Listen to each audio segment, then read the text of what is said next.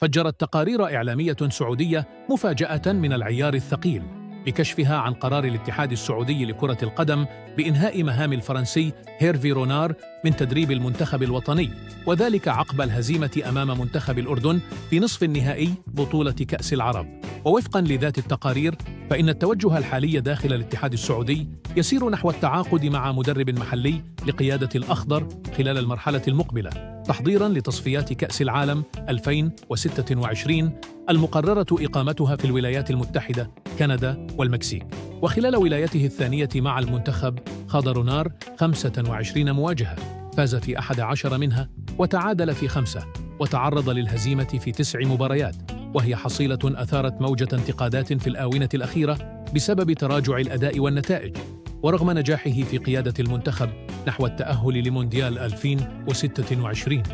إلا أن الخسارة الأخيرة أمام الأردن كانت بمثابة القشة التي قصمت ظهر البعير لتنهي مشواره مع المنتخب السعودي